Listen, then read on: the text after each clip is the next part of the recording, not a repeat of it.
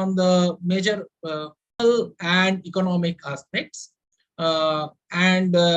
Therefore, I would like to right now, given what we have achieved till date in terms of economy, I will give an account for that. So exclude for the purposively, I will exclude the COVID period, because otherwise this is a very not comparable period right now, because it is a not correct period to compare with the other years. So I will stick my analysis to 2019-20 only. Just remember it correctly. Our honorable Prime Minister called for a lockdown. So 20s are comparable. Beyond that is not comparable with the rest of the economy till date. Now, I will discuss that in a later part of the lecture. Now, the point is India's current 2019-20 real constant rupees, we have a 144 trillion rupees. We have our economy, which is the third largest economy of the entire world. And previously it was fifth largest beyond Germany, but now it has come after US, the first US and China. And but if you look at the per capita income, it is low. It is low means it is 94, just a lakh per person. Just a lakh per person. That is around about rupees 8,000 per month. For the means if for Professor Travolsky, I will make it more easy. It is you can divide 8,000 by 80 rupees. Then you can understand how many dollars it comes to per month. Given the economy per capita income, it doesn't. It is not so good in the manner. And the recent Indian inequality report published by the PMESC shows that you have, if you have rupees 25,000 per month income, then actually you fall in the 90 percentile of the population, which means a huge inequality in the economy.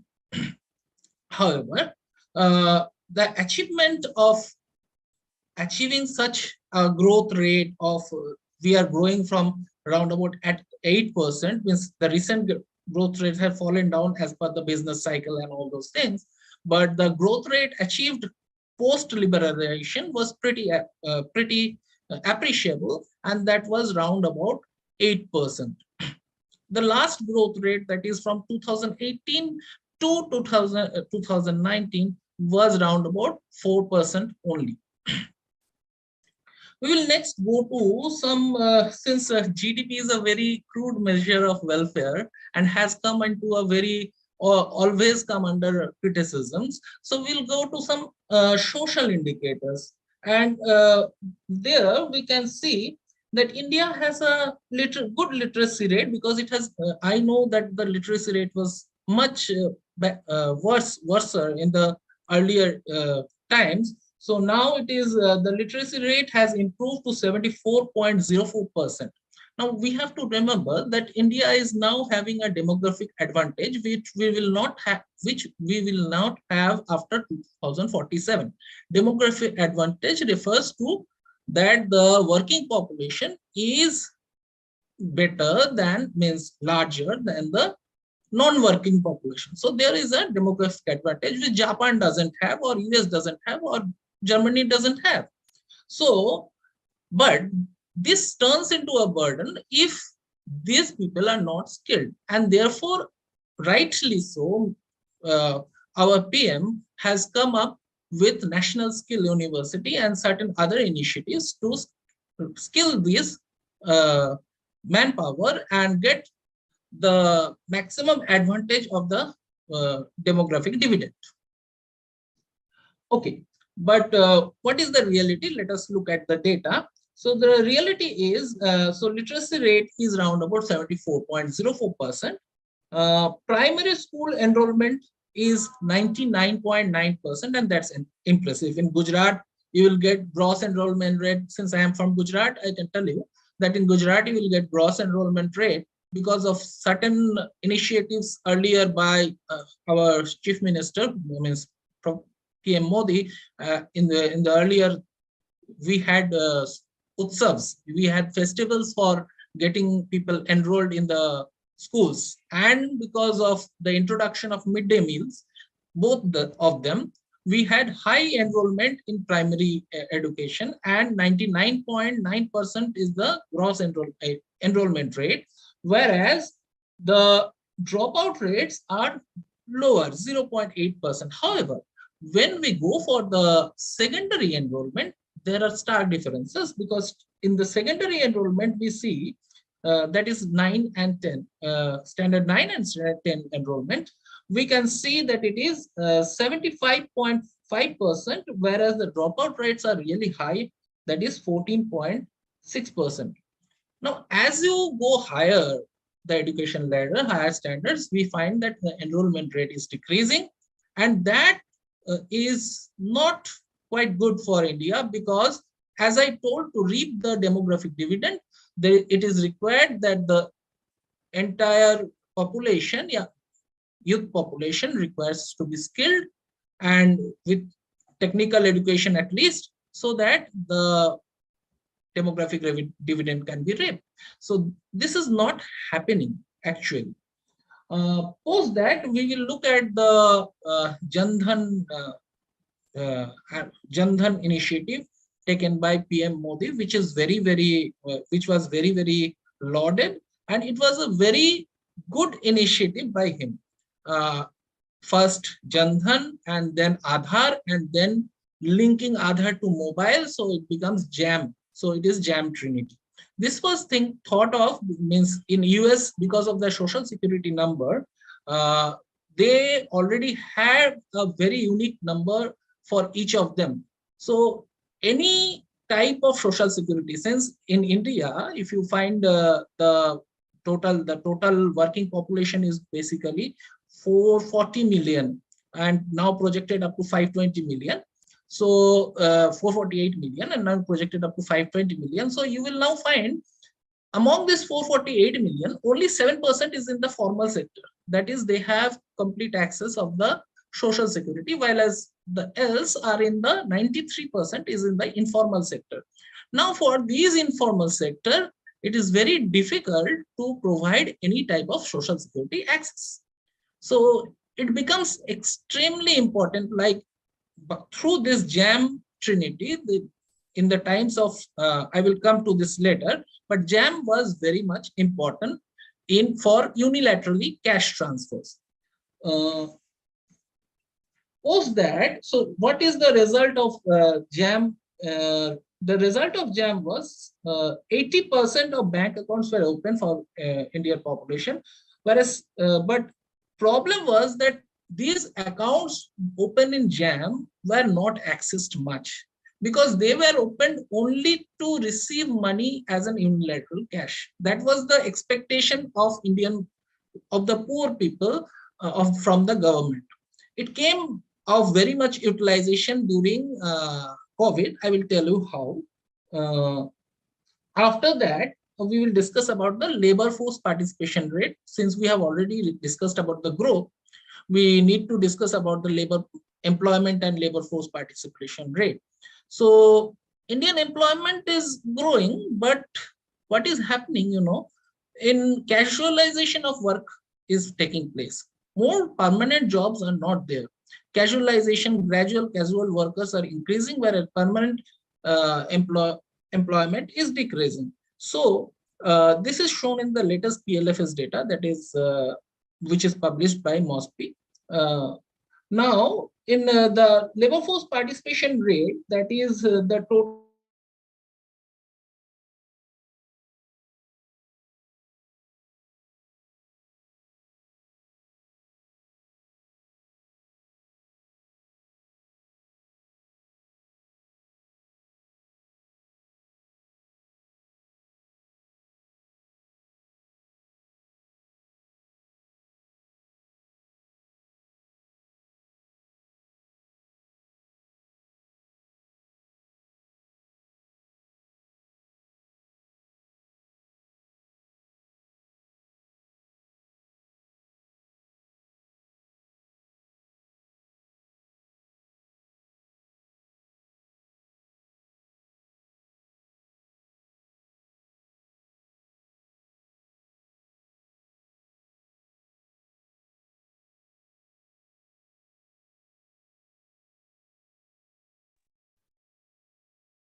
Hello?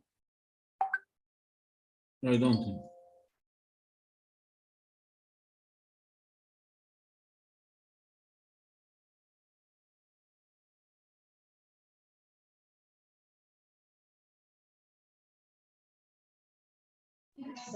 I believe sir has encountered a network issue, so we will wait for 2 minutes and then begin again.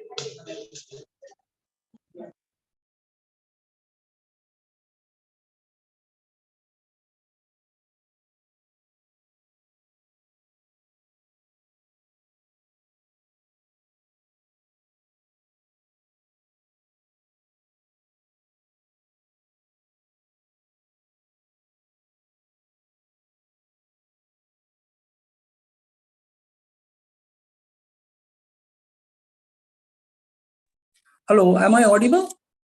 Yes, sir.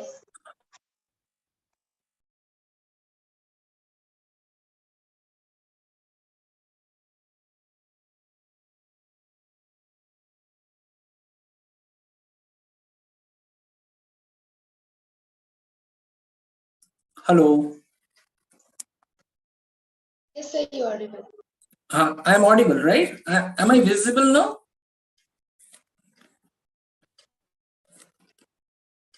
Hello. Yes, sir, you are visible. Okay.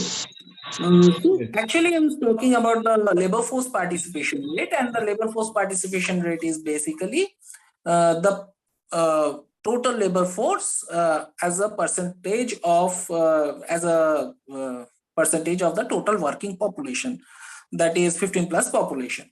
Now that is around about 37.5. I told you also that female labor force participation rate is declining at a very fast rate, and especially urban female labor force participation rate is lower than that of participation rate, and that's the very cause of worry, because if we require our economy to grow, that is, if we require our economy to grow and become a 5 trillion economy, then we would require both men and women to work together, and therefore this participation should increase.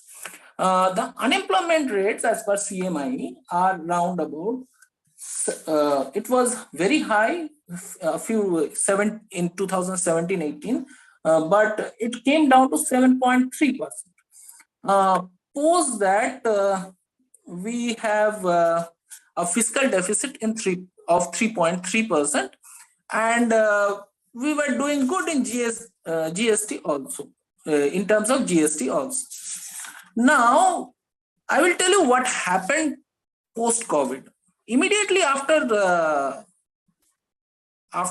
Prime Minister announced this lockdown, they were faced with two major problems. One, in the month of April and month of May, there was absolutely no GST.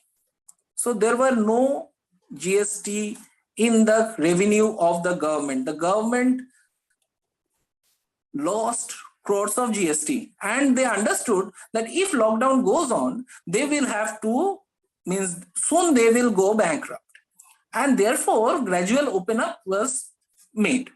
And following that, we had whatever steps we have taken, we had round about a shrinking of the economy for the first time in India. That is 133 from 144 trillion in constant prices. It came down to 133 trillion. And in the next 2000, that is 2020-21, and it is 2021-22, the advanced estimates are around about 146 trillion. Now, but if you look at the per capita income, what happened to the per capita income? The per capita income basically was 94,566, and it reduced to 86,659. And then it increased to 93,973. That means we are not.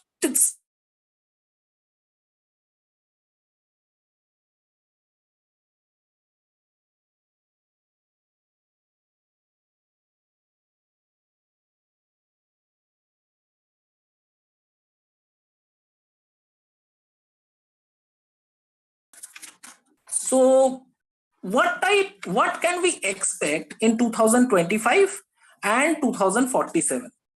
So we have seen certain steps taken by the Indian government in order to become proactive. We can think of, we have seen that in the Vodafone Idea case and in the Care in India case, India has taken a positive steps toward it and tried to solve it out by uh, rolling back retrospective taxation. Further, we have seen how they are increasing the tax base everywhere, both in GST and in income tax. Further, that is this. Hello, hello. Am I audible? Yes, sir, you're audible. They are increasing the tax base, and then we have seen how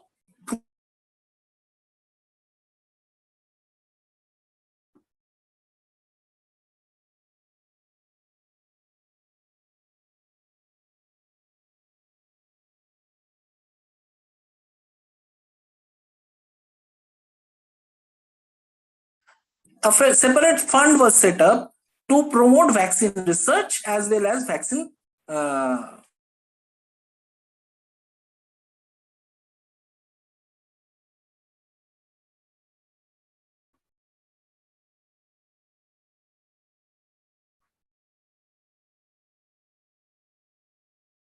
currently the status of India is, and current status of the world is extremely, now it's difficult because the world scenario is now Ukraine has been attacked by Russia. So in this scenario, what is the status of India? The status of India is a falling rupee. So rupee has depreciated by 8 rupees to, means when I was there from 2016 till date, it has depreciated by 8 rupees. So this is one concern that we should be concerned of, because if it happens like that, then import prices increases. And India's oil imports are huge, so that will grow to current account deficit. So if there is current account deficits, that will affect our balance of payments. So that will be an adverse effect on the balance of payments, because that will deplete our forex reserve. On the other hand, another thing that has happened, that is because of the huge expenditure during COVID and less revenues during COVID, there have been this fiscal deficit has gone to 5.5% of the GDP.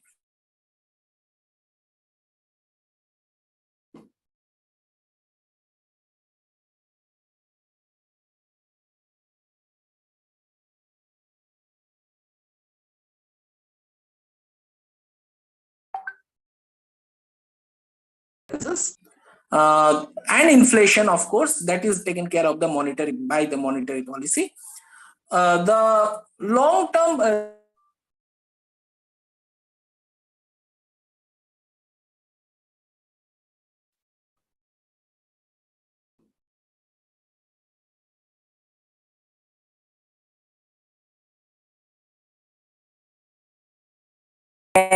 here means we have a very large neighbor, means we are always going for Vasudhaiva Kutumbakam, but our neighbors are not pretty aggressions on the borders.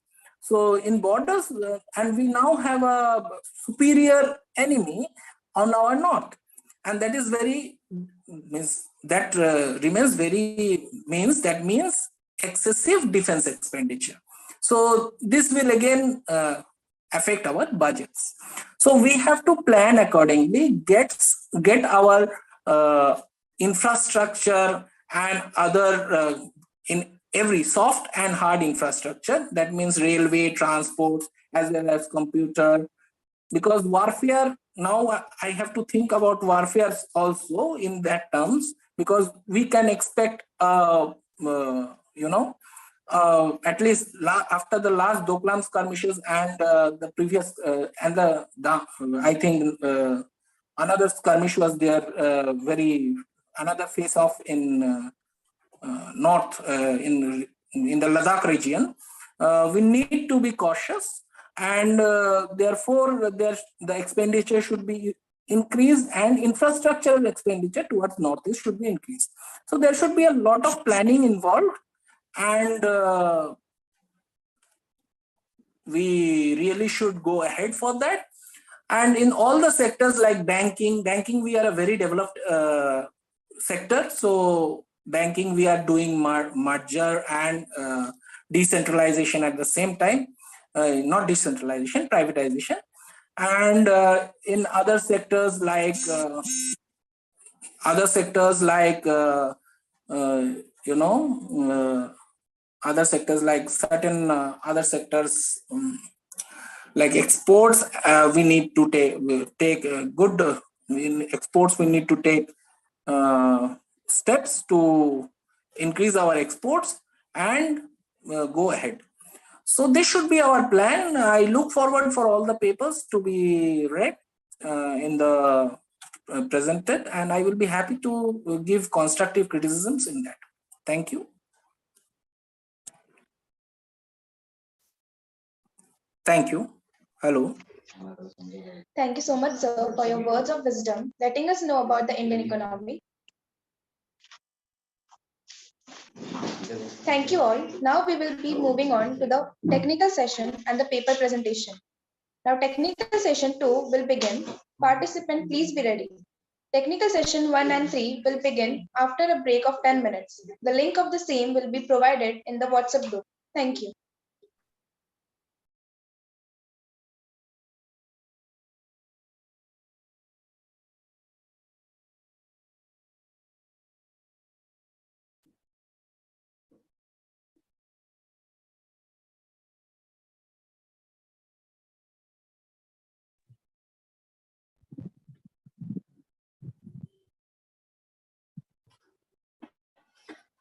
Thank you.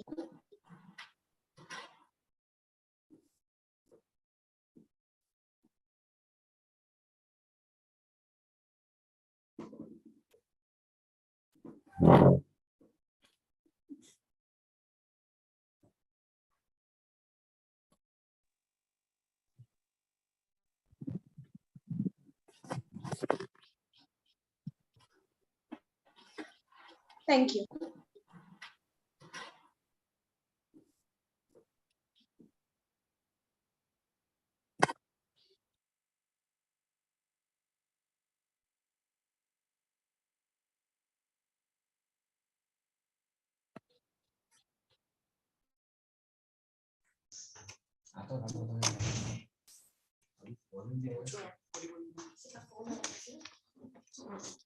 Hello, so am I audible?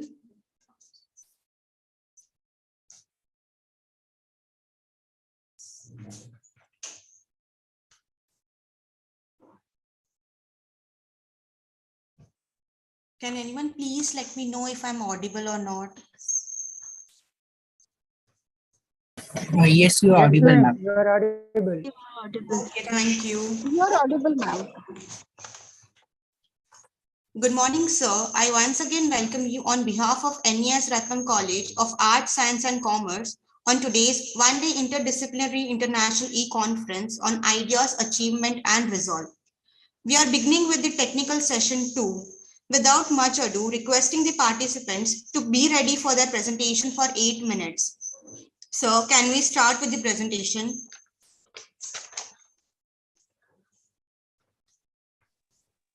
I'm sorry to intervene here. Where is the link for the technical session 3?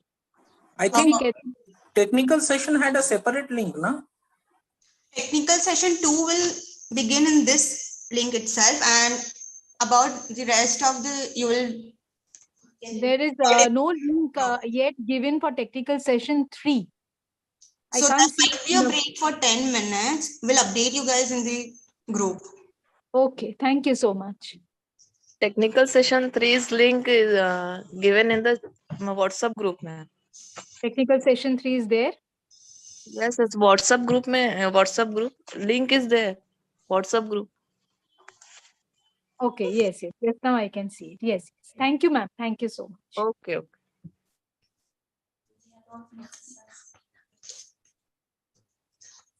Dr. Ainanda Sanyal, can we please begin with the presentation?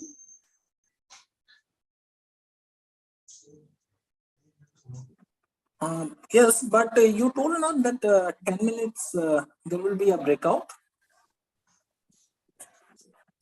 Hello. Sir, do you need 10 minutes break? I would need a 10 minutes break, ma'am. That will be better. At least 5 minutes. Okay, sir. Thank you, ma'am. Thank you.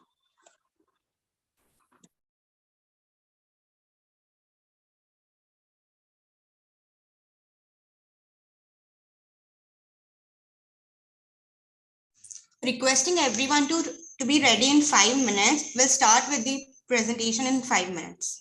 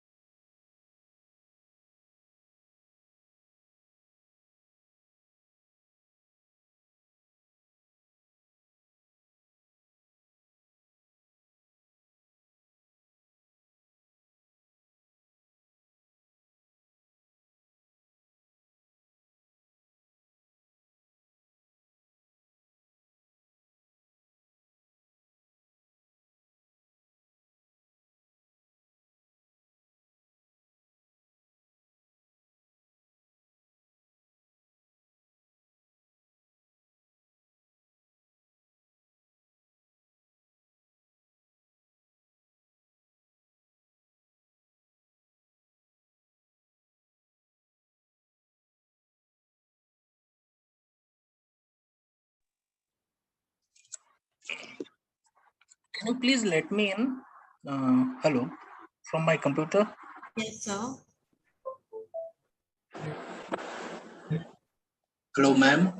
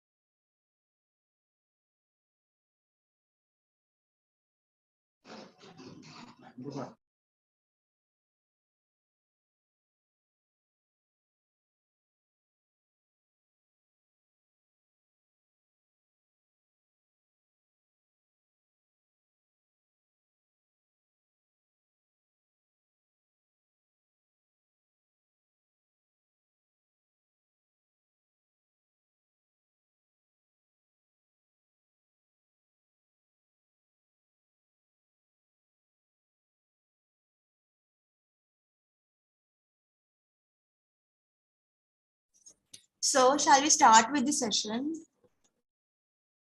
Yeah, so the first session, first lecture is by means first this one.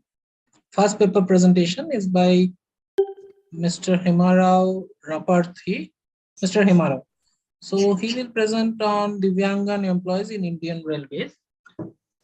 Your time there, you have 8 minutes, and you have an additional 2 minutes for question answers.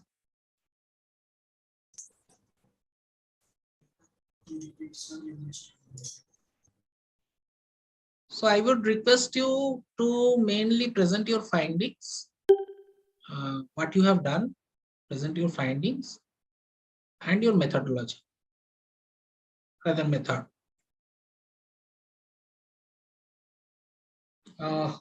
I shall be obliged if you kindly switch your video on. I request Hemrao Rapati to please start with your presentation.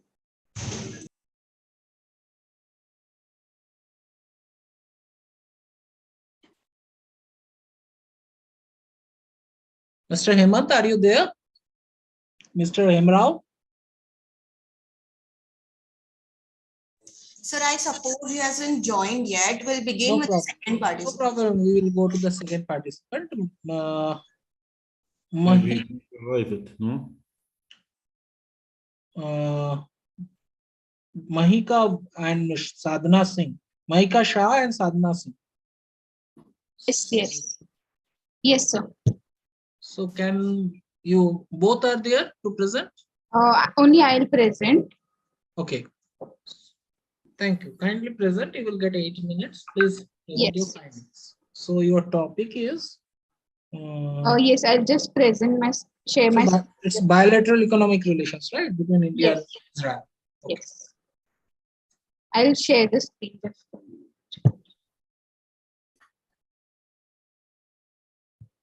Please allow me to share the screen.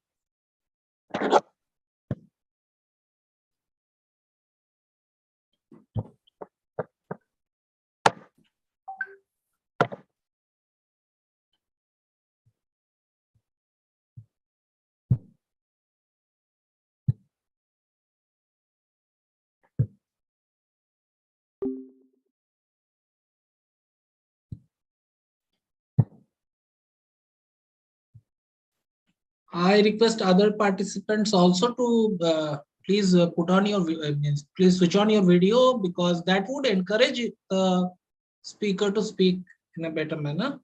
Not to me to share screen, no? Switch on the screen, sir. That will be great. Not yet. I would request other participants to oblige kindly. Please give me permission to share screen. Ma'am, whoever is responsible for Maybe Dr. Manisha. hello.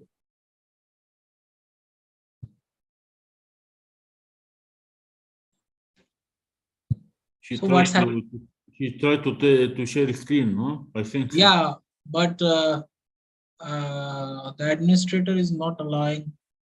The administrator is not here, I think. Just a minute, sir. We are trying to do it. Okay, can you give the another research to take time to Manish?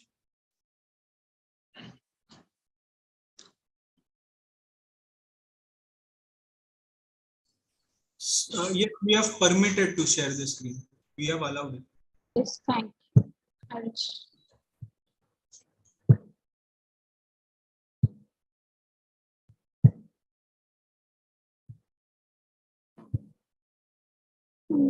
I can't share. It's showing that host has disabled participant screen sharing.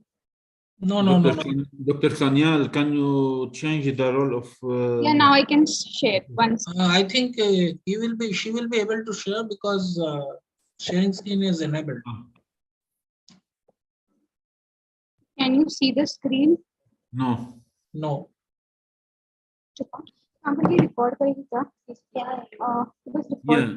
No, yes. Okay, the screen is visible. Now please start the presentation. Screen is visible, sir. Yeah. Other presenters can mute their mic and can see the presentation.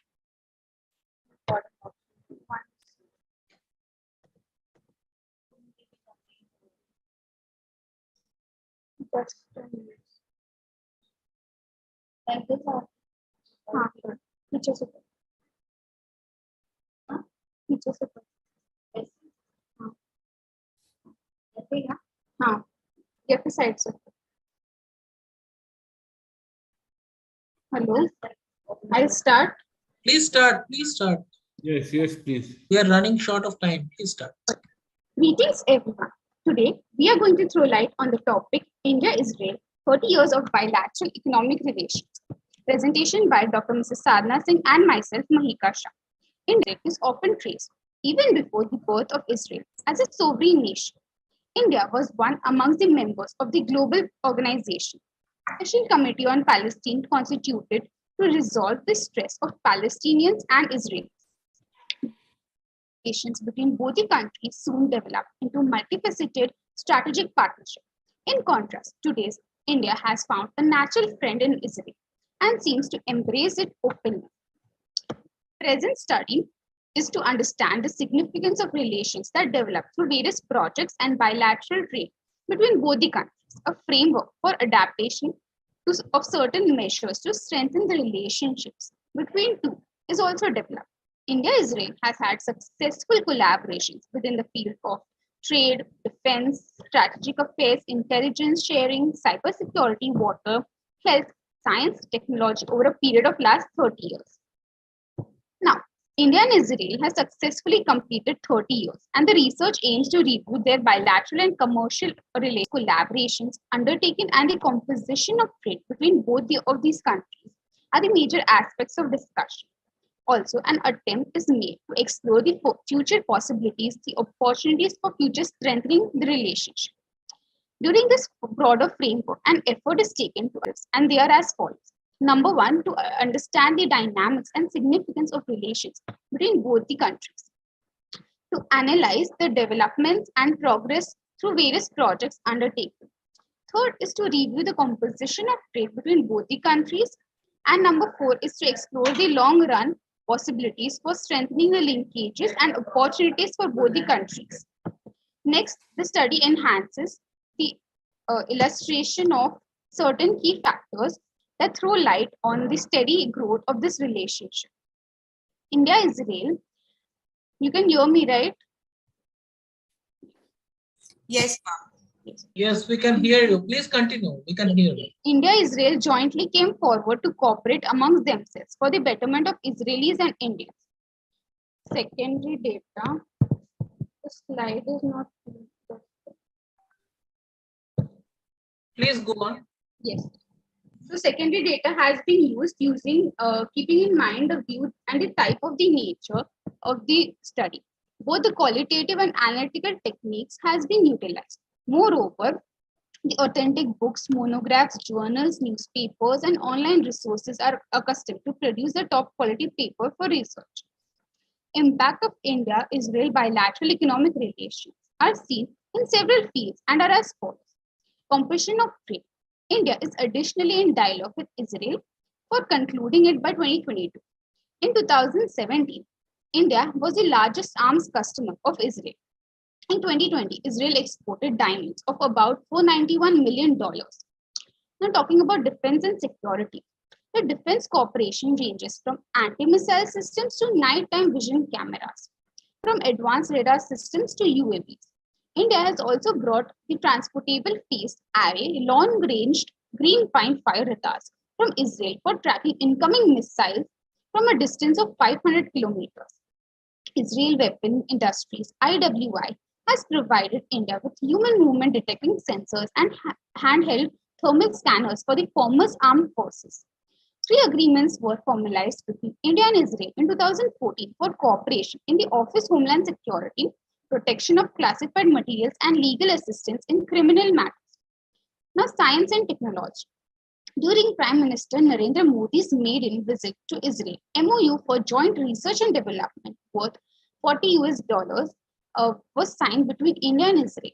Recently, experts from India and Israel deliberated on widening the scope of India and Israel R&D and technological innovation at its 8th body meeting. Now, water. Israel's IGE technologies, together with Indian industry, are operating 23 desalination plants in India. Likewise, Israeli company is involved in sewage treatment and drinking water projects in Delhi and Uttar Pradesh. Health. On December 20, India and Israel signed an agreement on cooperation in the fields of health and medicine that envisages and deepens the bilateral strategic partnership in the health sector, including R&D in health between both the countries. Also, India and Israel continue to support and cooperate with each other while dealing with the COVID-19 pandemic. An MOU was approved on 4th of November 2020, which covers sharing of expertise for facilitating climate-resilient infrastructure as well as providing support for development of green healthcare, climate-resilient hospitals. Agriculture. In May 2021, a 3-year work program agreement for development in agriculture cooperation was signed that aims to grow existing centers of excellence, COE, and to establish new centers. Now, last, culture. India and Israel signed a cultural exchange program in August 2020, that is next month, in order to facilitate bilateral cultural exchanges spanning in all fields of art, culture, specifically youth exchanges. Here you can see India and Israel launched a commemorative logo to mark the 30th anniversary. Today, Israel and India's relationship encompasses suggestions to strengthen this relationship are: in this tectonic age, both countries must seek to cooperate against rising cyber warfare and to evolve cyber mechanisms to prevent hacking and phishing of data. Bilateral cooperation and Make in India mission should be aligned for positive outcome in future. And India and Israel need to overcome the vulnerability of the religious extremist neighbors and work productively on global issues like climate change, water scarcity of resources, etc. At present, the range of relationship is multiple. Both the countries have diversified the area of engagement ranging across almost every. I'm with you. Yes, yes. Thank you. Sorry.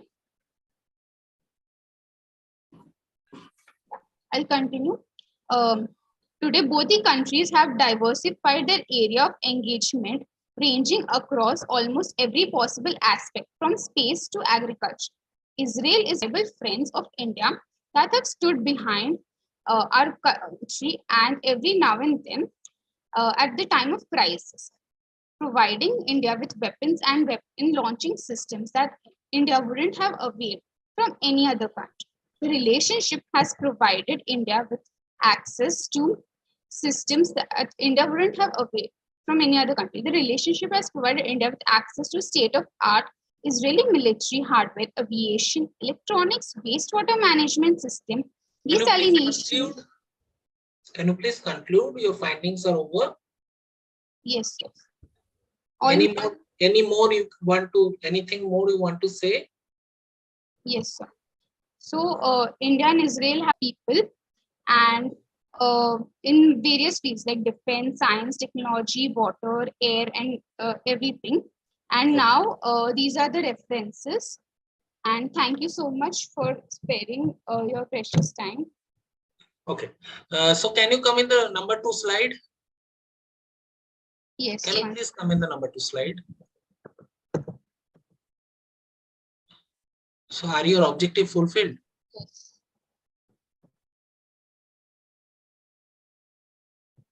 See, to analyze the developments and progress various projects undertaken. So where are the various projects undertaken? So where is the defense? Where are the Yes. Listen to me. First listen to me. I'm trying to tell what are not there. So what are the various projects undertaken in the last 30 years? What are the treaties signed in the last 30 years?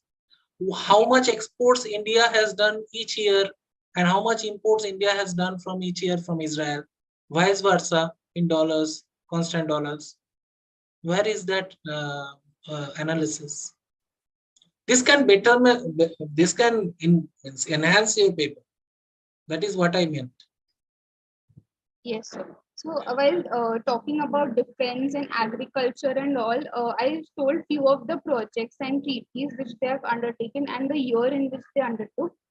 So if I speak about defense, then they have taken like hidden cameras, then even No, the Mahika, Miss Mahika, it doesn't work like that. In research, you need to give at least a table. Which year, what type of BIT, what type of BIT means bilateral treaty has taken place. yes. So In like research, so if you do, then that will become a very good paper. So there are scope for improvement. So if you take care of that, whatever comments I gave, then only this paper can improve, and then it can publish in a very renowned journal. The topic is good. Whatever you have accounted for is good, but you need to probe more. That is what my comments are. Thank you. So we will next go to the next paper. yes, sir. I spoke little bit on few of them. No, it's okay, fine. It happens. This is your first seminar? Yes. That is why you are thinking you should answer to everything. It's not that. You need to take the comments, go back, sit on it, and make it better. That's all. Yes. Thank you, sir.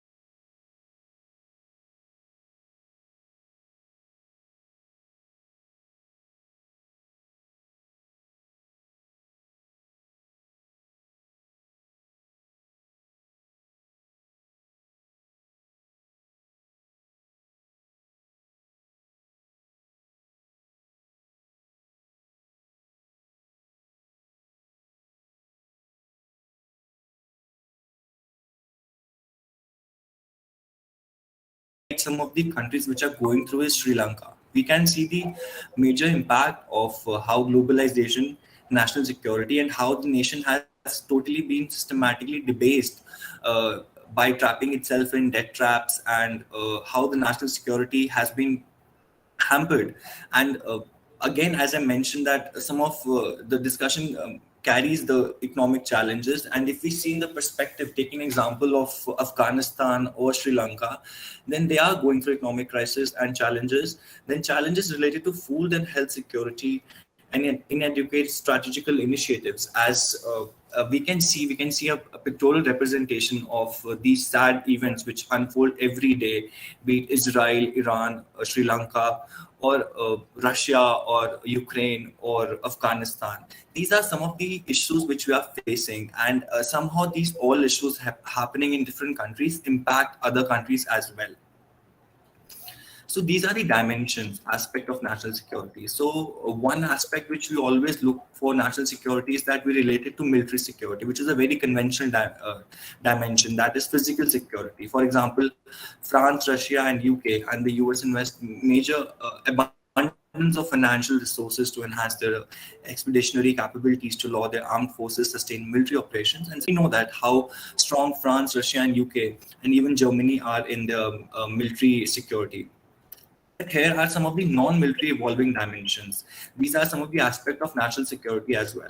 One is ecological, environmental security, energy security, infrastructural security. And I would actually like to focus on the technological and cyber security, that how today technologies are posing threat to the national security of countries, that where obviously we have Ministry of IT. So it does tell us that how technology faces major issues. And if we look in the Indian scenario, so if we take up these social media apps, major social media platforms, be it Facebook, Instagram, or Twitter, these are all Eurocentric apps. They have all Eurocentric approaches. So if these apps have to adapt in the different cultures, in the different countries fit, if we say, because they ultimately hold the baggage of being a Eurocentric apps.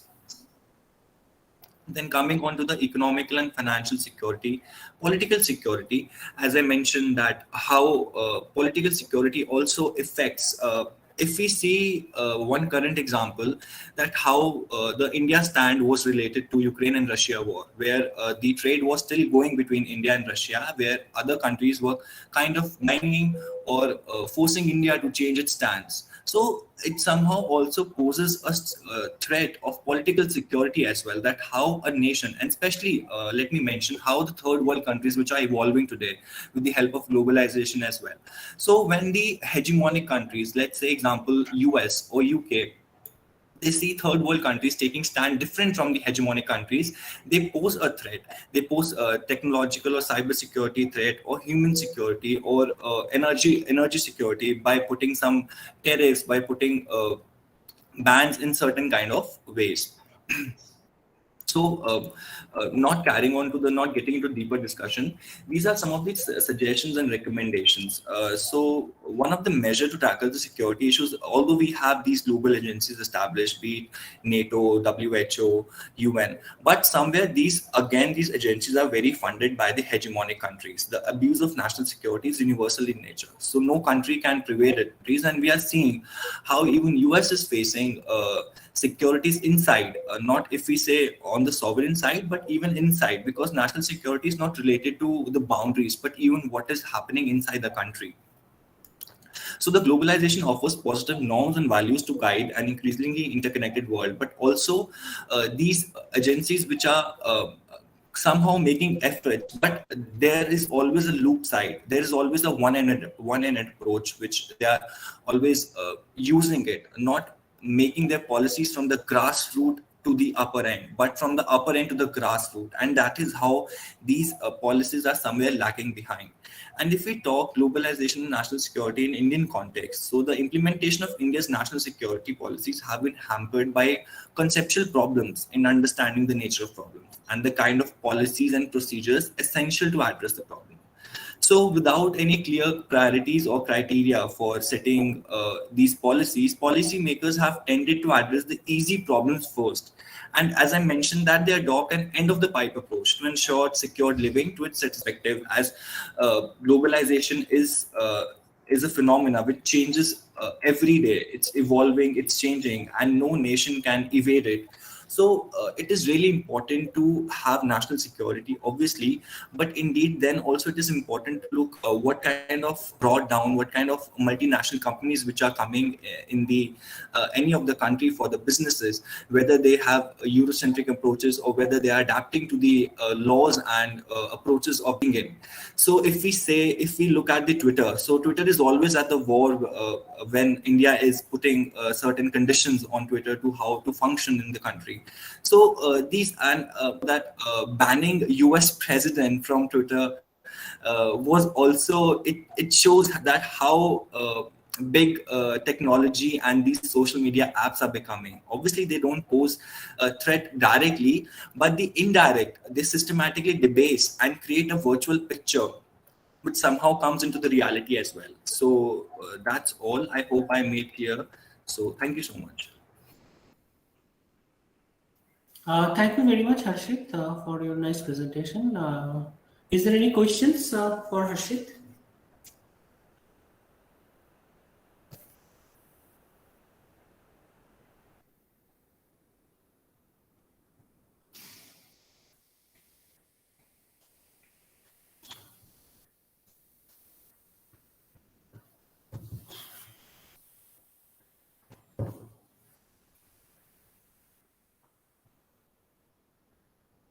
Any questions for Harshit?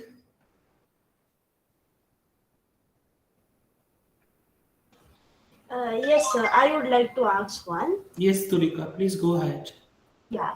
So, Sir Harshit, you mentioned about the global agencies like the United Nations, NATO, and all do lacking because they do not go from grassroots to the tip, but the rivers. So, is there any measure that we can take, or any other way, like the MUNs, if you have heard about Model United Nations, which is in the educational sector where students actually participate? So can this, if being globalized in a global environment, to certain extent reduce the gap and bring a positive impact? Ma'am, yes.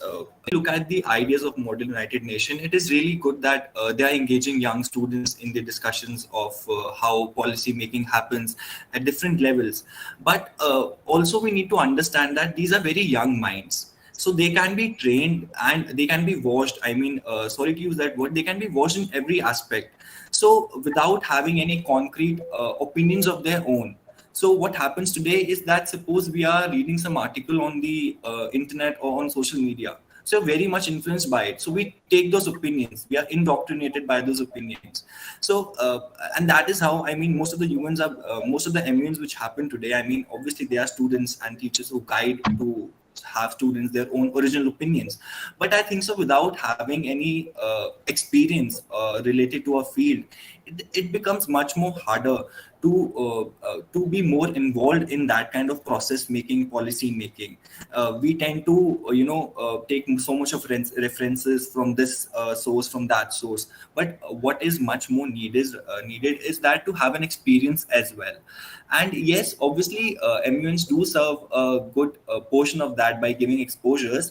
But if we look on the broader perspective, and we have seen in the pandemic that how WHO also has kind of partially failed in providing assistance to many of the countries. And let us be very clear, to the third world countries, the so-called third world countries which we are labeled today.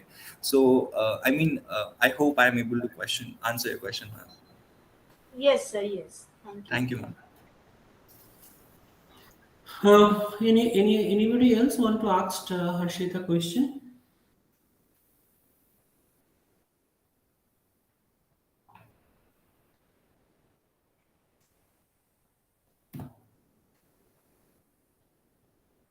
I would like to ask one question, like how you see the role of UN in the like security issue, because in many cases sometimes back when Afghanistan was overrun by the Taliban, and then you have this Ukraine invasion by Russia.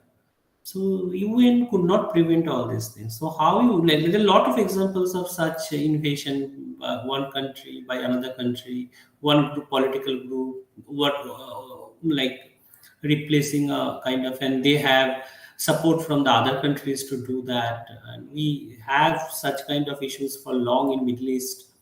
So how you see the efficacy of UN in that, in all these things? Yes, sir. Sir, I mean, personally, in my opinion, if we look at that, how the situations of the countries which unfold on every aspect, and the kind of things which we read about UN in textbook, that it is the strongest of the organization which can put sanctions on countries. But if we look in the reality picture, it has kind of been unsuccessful in that sort of way. So what we read in text and what we see in reality of the picture of the UN, as I mentioned, that even UN is funded obviously by most of the countries, but the major hegemonic countries, and that is US, UK, and these wars happen. So UN is not able to control that. It is just like a presidential body that which sits there, which watches, but no specific action can be taken by it. Obviously, it doesn't have its army of its own. It's the nations who have the army and who have the capabilities to wage wars, to stop wars.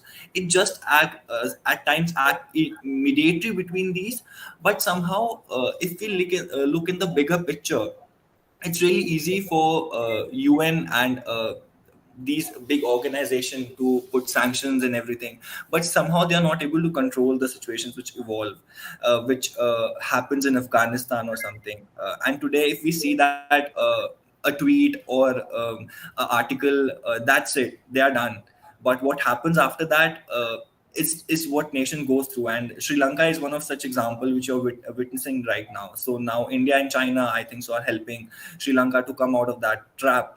So even UN is there, but I mean, in my own personal opinion, what it actually portrays and what it does is there's a very gap in the policies, in the kind of working UN has. So yes, that's my take on it.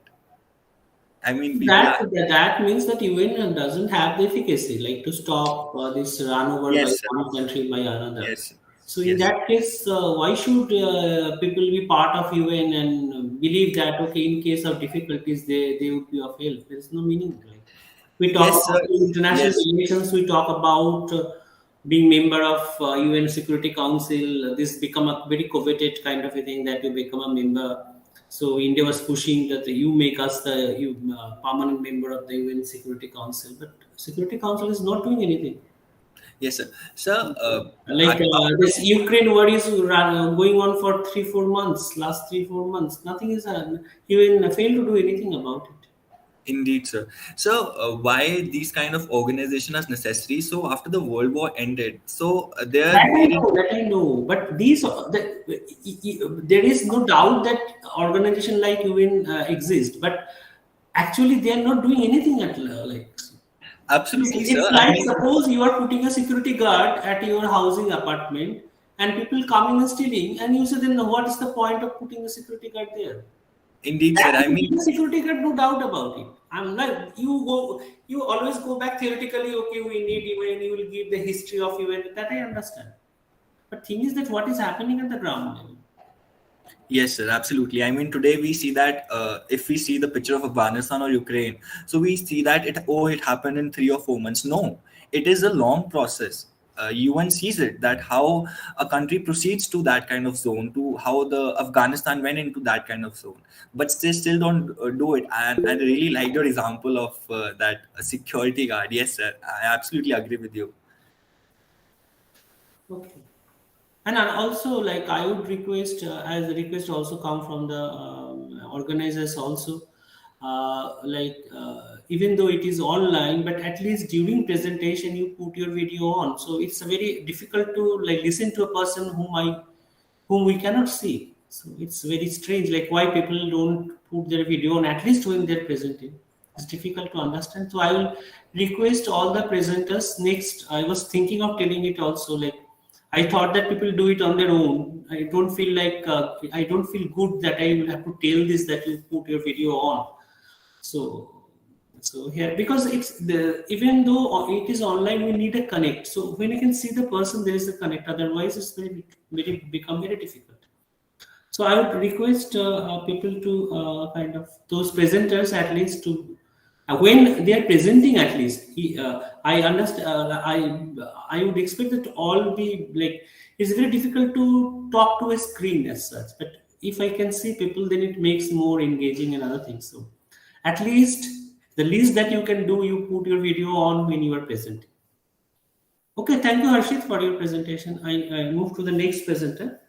Uday Kiran, if you can present your paper, you have 15 minutes time.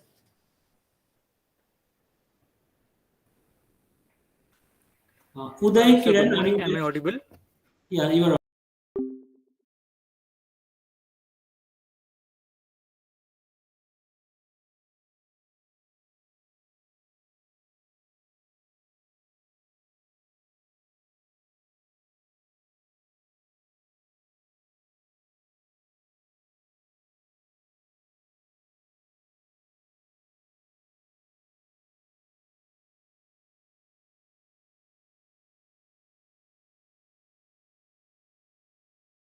मूल्य 4.428 आलेलं आहे. हे T मूल्य सारणी T मूल्यापेक्षा जास्त आहे, म्हणून शून्य परिकल्पनेचा त्याग करावा लागेल.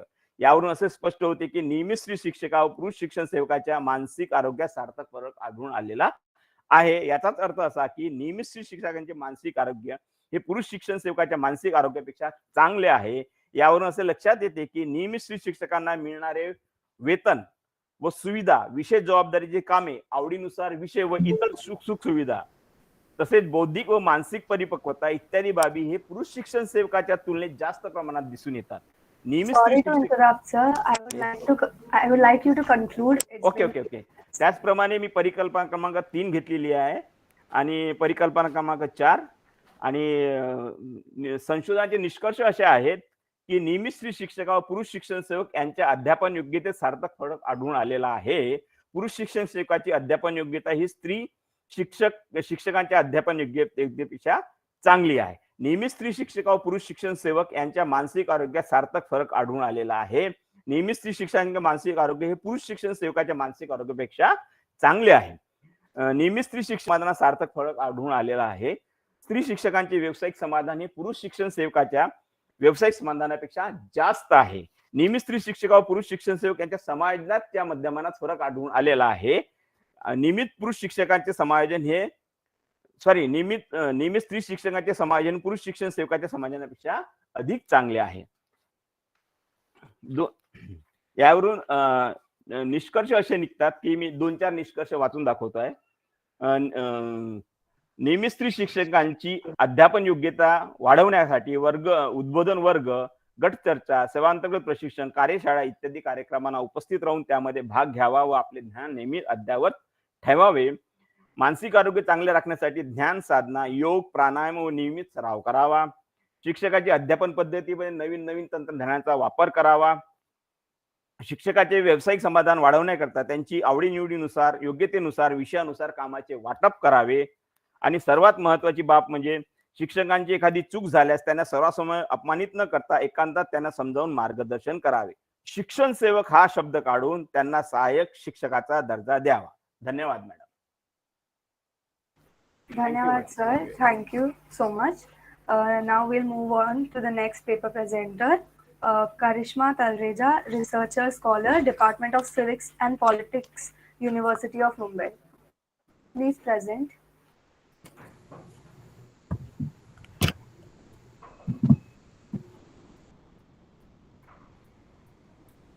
Good morning to everyone present here. Good morning, Mrs. Roy. It's always nice to meet everyone and all the research scholars at forums like this. I will go ahead and just share my screen. Just give me a minute.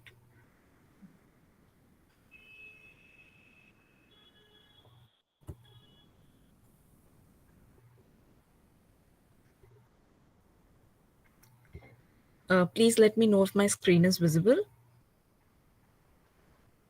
Yes, we can see. All right, I'm just going to go full screen. So in case there is anything, just let me know because currently I'm not able to view anything as I'm on the PowerPoint mode. I'm Karishma Talreja, research scholar from the Department of Civics and Politics, University of Mumbai. The title of my paper is India Towards a Sustainable Future. This paper actually intends to discuss the inevitable linkages between development and climate change. And at the same time, it seeks to highlight the necessity of sustainable development in India. There was a time when the world was at the crossroads of the economic growth versus environment debate. The outcome of that debate is before us. On your screen right now, you are able to see images from the NASA website. This is the NASA website specifically for climate. The first picture right on top is from 1884. So you can see how Earth looked at 1884. This color-coded map is actually showing a progression of changing global surface temperatures since 1884. So the dark blue actually indicates areas that are cooler than average. As we proceed from 1884 towards the 90s, over here on the side, the right-hand side, you're able to see an image from 1991, where you can see warming has started. And right now, what you're able to see at the last image is from 2021, which shows how global warming has affected Earth and how all the areas of the surface areas are actually warmer than average. This highlights for us the severity of climate change. From 1901 to 2018, there has been a 0.7 degrees Celsius rise in India's temperature. 1981 to 2011, frequency of dry spells and the severity of monsoons has increased. Definitely, there have been change in rainfall patterns.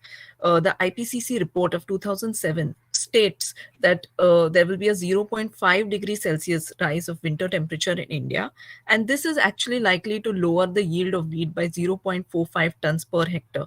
And considering food security issues, this will be quite devastating for India. The Global Food Policy Report of 2022 by the International Food Policy Research Institute states that there will be a decline in agricultural production, and because of the food supply chain disturbance, it will put many Indians at a risk of hunger by 2030. Also proved to be quite devastating for India, considering it is a coastal country and a lot of the people have livelihood. This year, the we recorded the highest temperature in March and the third highest temperature in April ever since 122 years. 1951 to 2006, we see 2016, the instances of dry spells have actually increased in many parts of India. The UK Met Office actually conducted a study which highlights how the recent heat waves that the Northwest India experienced were actually on account of climate change. How did we get here? How did we reach here? Let's go back in time to understand and seek some answers. 1991 actually marked the advent of economic liberalization in India. It was a new economic turn that took place, which was specifically as a requirement under the structural adjustment program that we adopted. Neoliberalism actually implies a reduced government, a belief that societal problems will be guided and solved by the free hand of the market. The invisible hand of the market shall not only deliver economic development, but will also help the poor, as benefits will trickle down to the poor. Post reforms, the economy actually averaged 6.3% per year in the 1990s and at the beginning of 2000, and it doubled compared to all the previous decades.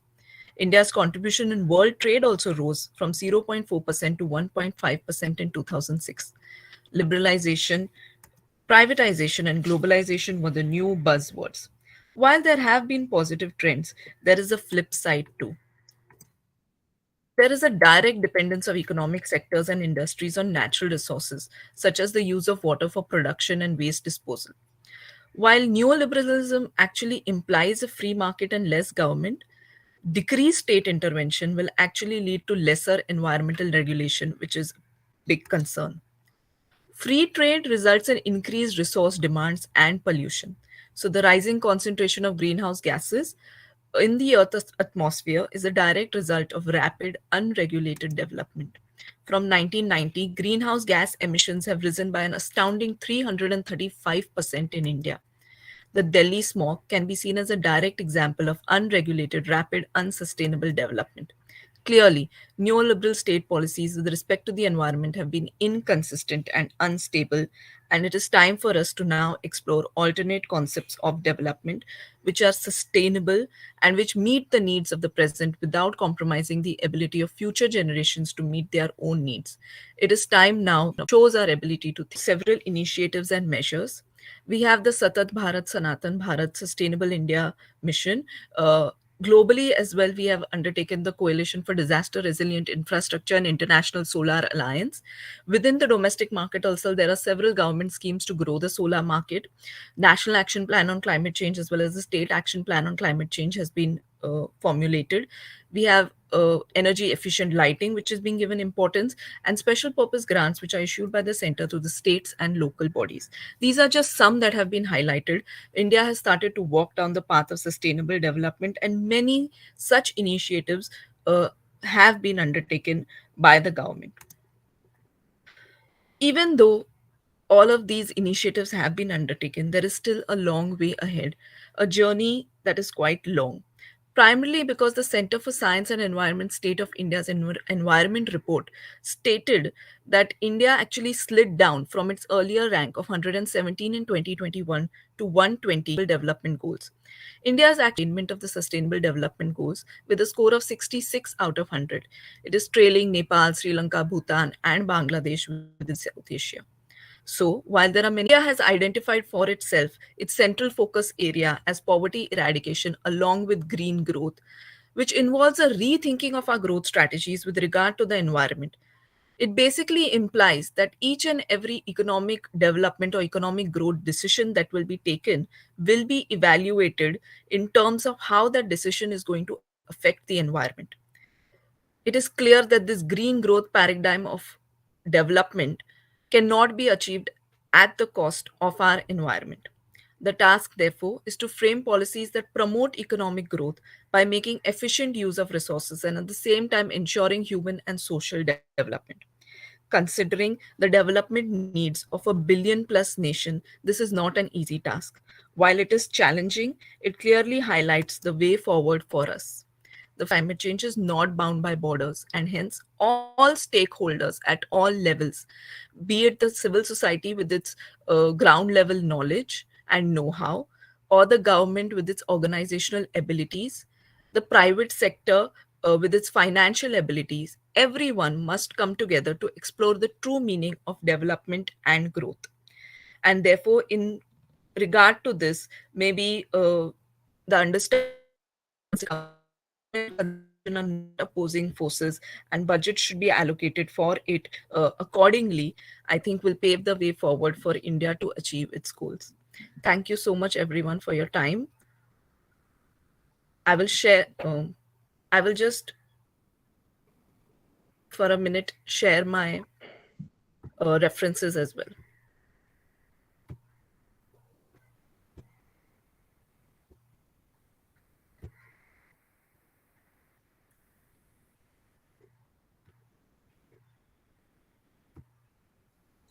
Thank you, Karishma.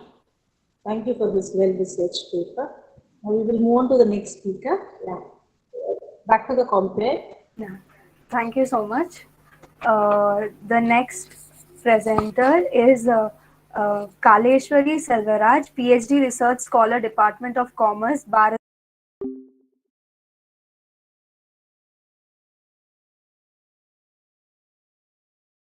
Total, sir, I said 18,434. 18,434. Yes, sir. Okay. Yes, sir. Understood. Initially, I said that. Understood. Yeah, for Konkan, it is 44.07% of the Maharashtra GST practitioners, which is 8,124. And for Pune, it is 28.10%, which is 5,180. So the largest is in the Konkan division, 44.07%. And the city or a district, I could say, the Pune is the largest with 19.39% in the Maharashtra, 19.39%. So this is the division-wise data, district-wise data in the state of Maharashtra. The number of GST practitioners. Yes. Okay, next Now slide. Yes, sir. Next slide, sir. Yes, sir. I'm moving to next slide. Now, a ratio between the dealer and the consultants. It is coming at 89 dealers per consultant. It is category wise 80.41 and so on. You can see on the screen. It is coming to 89.65. So my conclusion on this table, we have some limitations also, limitations of data, non-availability of data, because there are a lot of dealers. If you see 16 lakh dealers are there. So for each dealer, we don't have data of turnover. And for each consultant, we don't have data of number of employees.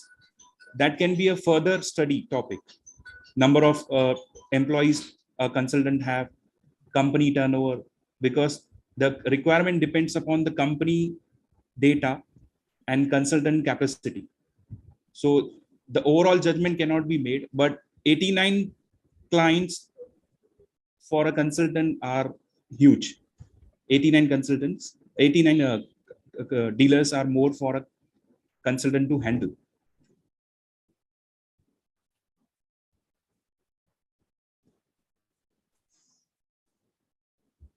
Yes.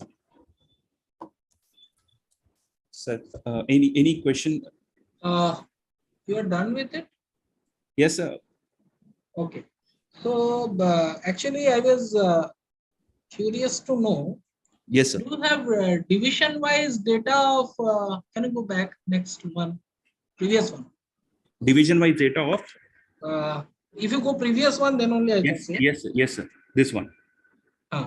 So like this, do you have, establishments? No, sir. Full data, simple statistics is given. Okay. Yeah. Second question is, what is the DDP of Konkan divisions? District domestic. No, sir. I haven't studied that GDP. Okay, manufacturing. No study is done on that. No. You cannot tell like that. There must be studies. ASI brings out studies. No? So Konkan division must be having some estimates because it contains the Mumbai city. Yes, sir. It contains the Mumbai city, Mumbai suburban district. Yes, sir. Then Thane, Palghar, Raigarh, Yes, sir. Ratnagiri. The Yes. entire Mumbai district, Mumbai industrial division is lying here. Yes, sir. So obviously it will be having this 44.07%. Yes, sir. So that from should that have been, point of view, not studied, purely focused. so you should have told that na, that is one of your important observation. Yes. Okay, but this is a study of adequacy of GST practitioner. What is this? What is adequacy? What do you mean by adequacy? Means a single consultant, how many clients he can handle. But does it suffices? Because it's largely means adequacy. It doesn't means the title doesn't adequacy of GST practitioner means what it will look to the people. Will yes. You go to the, are the GST practitioner enough adequate to handle these operations? This is the question. Yes. Now that depends upon their efficiency too, right? Yes. That you also told in the limitations. Yes. So I don't think that this simple ratio can explain the entire adequacy part, because you need to go to these consultants. Yes, sir. Okay, and you need to survey them. So what are the problems they are facing and all those things, that how many they have got, how many, So that is the part of my PhD, issues and challenges of GST consultants. I am doing that. This the part of that. Okay, so this means if you want, this is a good attempt, but this, if you want this as a paper, yes, then you require to make it more database. There should be more data in it, more something should be more. Like you could have given 5 years trend in increase in consultants. Okay. Since it is introduced in 2017, you would have given 5-year trend in consultant increase. So you would have got a cumulative figures. So those are not there. And then you could have given GST registration as every year. That could have also been there. Yeah. It could have been collected, this data, or wouldn't have been. Yeah, surely. I'm noting all the things. No, can you collect this data? Means, is this data available? No, for particular say city we can collect, but as India as a whole cannot be. It's a last task. I don't know, but in a PhD it should be collected, and you can always give the trend, and that will be interesting to observe that how the trends are changing. Yes, sir. Dr. Travelsi, do you have any observations on the same? No, it's a great presentation. Thank you. Thank you. Okay. So, thank you. Thank you, sir. Thank you very much, Mr. Professor Khatri and Professor Chalindra. Yeah, Professor Khatri and your guide. Just a minute, huh? I'm sorry. Yeah. Extremely sorry.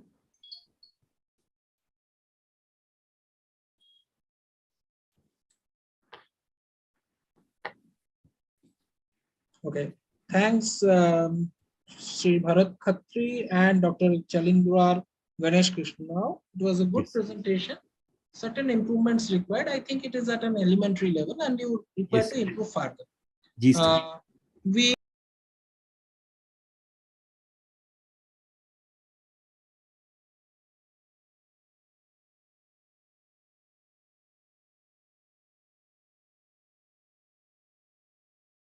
many countries, but have you ever tried to find, at least academically, what the India's immediate neighbors, like when you talk about a welcoming guest, we should be also bothered about who are just like living by my side, like the immediate neighbors. So have you tried to find out the immediate neighbors think of about India's policy towards them?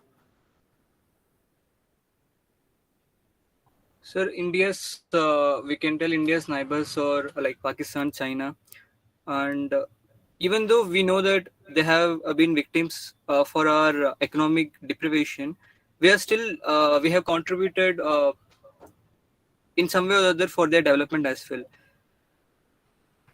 Like India and Pakistan don't have very kind of a sound trade relations. Even like suppose Pakistan buying Indian onions through different routes. We are not directly participating with trade.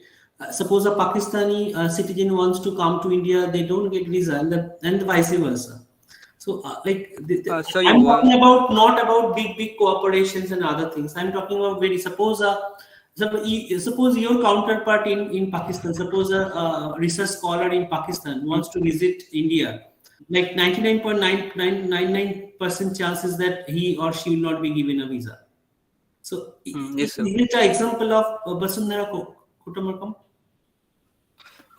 Sir, you may have supplied vaccine to African countries during COVID, but you are not allowing your immediate neighboring country citizen to enter your country. So because it should also be kept in mind that threat to the nation as well. Because I know that it is wrong to say that just because so whenever this principle is like you always find some reason, like you have reasons always, like you can suppose you can close your doors or you can close your windows saying that insects can come in, a high wind can come and destroy my home, so I always close my window. So you can do that, no problem with that, but like talking about this principle and doing this like as a kind of a paradox, that's to me like yes, sir, but you can have security reasons with other countries also. Always you have reasons. Like, but it is also been said that nation first, nation matters a lot than any other. Then nation first becomes the principle. Then Basundhara Kutumbakam doesn't should not be that important. Like you are a nation first. So nation. So who decides? Like there will be many people in India who will be welcoming people from our neighboring countries. So nation first, that can be an excuse. Like I'm saying that if the nation, like, we always say that we are the best in the world, we nation first and the Basundhara Kutumbakam, these two principles are diametrically opposite to each other. So you cannot have that two in the same kind of a situation. Think about it. You think about it in private, that nation first, that you Basundhara Kutumbakam cannot go hand in hand. Sir, I would also give one example within a family itself. For suppose if a family is having a meal rather than giving that meal to someone else in the second place. So here what I'm trying to say is we must make sure that our security, our needs are being fulfilled initially. Then if it is like whatever, if we can support any other countries, then we can go ahead. So when we talk about your example, like when Basundhara Kutumbakam doesn't say about that. If you read about it, so then you don't have very deep understanding of the concept of Basundhara. I take your example. Suppose I take your example of suppose you have a meal for your family, but suppose you are a family of 4 persons. You are living in a flat. Suppose one of my neighbor or somebody visits me during lunchtime. So, but we have prepared our meal, or we have enough only for our 4 persons. So, what should we do? Suppose a 5th person comes, and if some person who comes for a business visit, suppose some that particular meal to the person. What the Basundhara Kutumbakam principle talks that you should also include that person, and the 4 persons meal can be divided among 5. Yes, that is what Basundhara Kutumbakam. Otherwise, if you say that I will be fulfilling my own self-interest, then there might not be place remain for the others' interest. So there is no. So this is what the ancient texts talked about. So Yes, sir. Yes, sir. That's the point. So one should not be superficial about this term and kind of glorify term without understanding the basic principles. So the principles, that the example that you gave is like, if I have, your thing is that I fulfill my interest first, then I think about guest. So that is a negation of Vasundhara Kutumba. So you Yes, sir. always But still, the say example. that we don't have place for other countries because we already have unemployment, poverty. So we deal with all these issues. Then we think about other countries, and there is no place.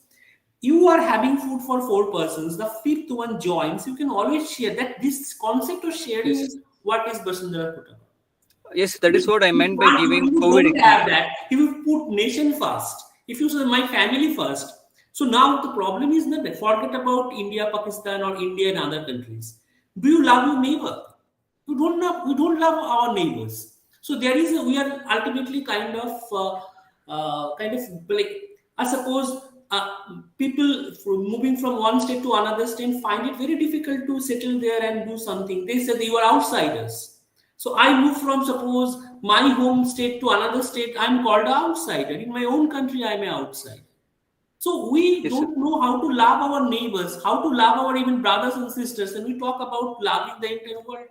So it seems a bit superficial to me. And quoting ancient text and then put nation first is a negation of what the ancient text talked about. Please think about all Yes, this. sir. That is what is a contradictory. We talk about Vasudhaiva Kutumbakam in our ancient texts, but still we talk about nation first, and that is contradictory.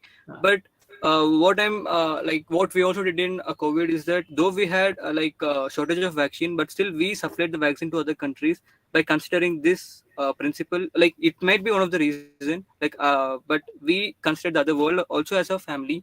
Though we had shortage, like as your example of 4 meal to 5%. And we can also say this, and there's a contradiction, and this must be changed, and that is my intention. Okay, thank you very much. So Yes, sir. we move on to the third presentation by Onkita.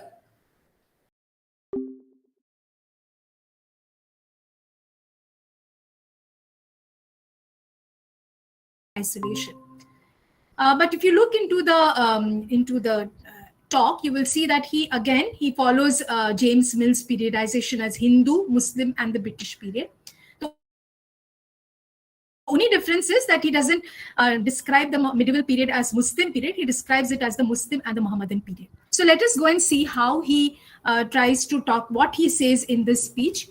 He says that India has always had an active interaction with the entire world. Okay, and he says that like other cultures, Indian culture has also been a universal world culture which has spread across both to Europe as well as in Asia. And he says that Indian people have been dexterous, they have been captains of industry, they have been entrepreneurs of commerce and adventurous seafaring navigators in their entire history up to the period when the British came in. In fact, with the entire world, that is Egypt, Aegean, Semitic empires, Hebrews, Zoroastrians, the Persians during the Zoroastrian period, the Sassanid Empire, the Greeks, Hellenistic incomes, Roman Empire, China, Southeast Asia, Japan, the Saracens, that is the Arabs, the Europe, Persia, in the Mughal period, and also with modern Europe. So you can see his contact with the entire world, which he projects here. Now, here I've divided this into the 3 things that he wants to project on. He talks about India's economic contact with the world, India's cultural contact with the world, India's political contact. Now, India, he says, has been a great exporter of goods. In fact, he says the balance of trade was always in favor of India. India has been more of an exporter than an importer. So there are various articles that he has mentioned. I will not not mention all of them because of the paucity of time. I put them in the PPT. So he says we had trade relations with Egypt, Assyria, Babylonia, Syria, and these countries, these areas have spices, etc. All these products, Mughal period, of course, India, even when the British were trying to come and develop trade relation with India, Indians actually, the Europeans came to India first as traders. At that period also, Indians were the leading merchants of the world, and they had the best sea-going vessels. And this is absolutely true. Historians have proved it even now, that what Binay Kumar Sharkar is saying is absolutely true. In 16th and 17th century, India was a leading trading country. And we have also imported, not that, okay, we have only exported, imported also various articles to various parts of the world. And he gives us examples. In fact, he's so thoroughly read. He gives us examples from archaeology, which was a very recent development in the science from archaeology, to prove that India has imported also certain products from different parts of the world. Then he talks about the cultural contact. He says that there are some common motives that we shared with the Aegean countries. We have influenced the Semitic empires through our literature, like the Vedas, the Jatakas. Then just like we have given to the world, we have taken from the world. For example, the Brahmi script, the Kharosthi script, he says has been influenced by the Semitic. Then we have taken, our astronomy has been influenced by the Euphrates. Then we have Hebrews, whose language has been influenced by us. So it's not just the, in the linguistic, culture also, you will see that there is a give and take between in religion, architecture, sculpture. Then Aesop Fables, he says, is based on Indian, the game of chess now spread all over the world through the Sasanians. So you can see that Indians have culturally contributed to the world to a large extent. I'll conclude in 1 minute. So we had contacts with Southeast Asia. We had contact with, in fact, he says the culture spread to Europe, and that is why Renaissance came to Europe, because of the influence of Indian culture. And this contact has been made with different countries all over. But he says the darkest age of India is in the 19th and 20th century. So contrary to the imperialist discourse, which says that India progressed only after the British rule, Sarkar says that the colonizers have actually been a cause of her decline. India has always been progressive. Only because of colonization, India has declined. This is his contention. So what we conclude is, Sarkar puts himself on the task of reinstating the value of the nation to the world by articulating the idea of a dynamic and vibrant India through the reinterpretation of Indian history. Thank you so much. Thank you, Ratnam College, the economics department, for giving me this valuable time to share my research. Thank you so much. Thank you. Thank you, Dr. Madhumita. It was a pleasure listening to you. Shall we go to the next speaker? Yes, ma'am. Now I would like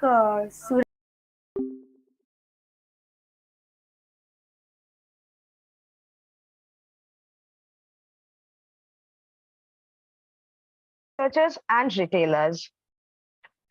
The sustainable farming aims at maximizing many ecosystem services, including yields, clean water and air, presence of wildlife and other organisms valued by society, carbon sequestration and recreation. The section 2, that is the macroeconomic imbalances. The macroeconomic imbalances I have divided into 3 portions, that is the fiscal profligacy. I have written the definition here. So I'll just explain some of it, like how it affected India. The rise in government fiscal deficit over the 80s was the most visible symptom of fiscal deterioration. Initial impact of an increase in fiscal deficit led to an increase in agricultural demand. And an increase in demand was actually divided into 2 portions, that is the domestic demand and the external demand, depending on the proportion of non-tradable goods and services in the government's demand on the exchange rate. There is also an impact of the financial side. Bond financing tends to raise interest rates and draw bank credit away from the private sector. That is what we call the crowd effect. And the next is the trade deficit trend. The limited 80s had a positive impact, like an easier regime of imports of capital goods by export, no high current account deficit. My next point is the balance of payment and balance of trade. And I will be first telling you about the export and the imports, and then I'll move to balance of payment. Starting with the export, the share of primary export has decreased over time from 24% in 1990-1991 to 15.37% in 2012-2013. The share of secondary export has increased 75% in 1990s to 81% in 2000s, but then it decreased to 81.17% in 2018. So there we can see a fluctuation in trend which takes place, and it is the prime position of Indian export. The import, I have mentioned, being a developing country, India has imported different goods of secondary sectors as compared to primary sector. Indian imports have been grown at a rate 20.28 during the total time period, that is 1990s to 2018-19. Along with the growth rate of 20.39 of primary imports and 20.45% of secondary imports, respectively. The balance of payment crisis. The balance of payment crisis, the BOP crisis, hit India in 1990s, 1991, but the building crisis started a decade ago. The rising fiscal led to a rise in imbalance.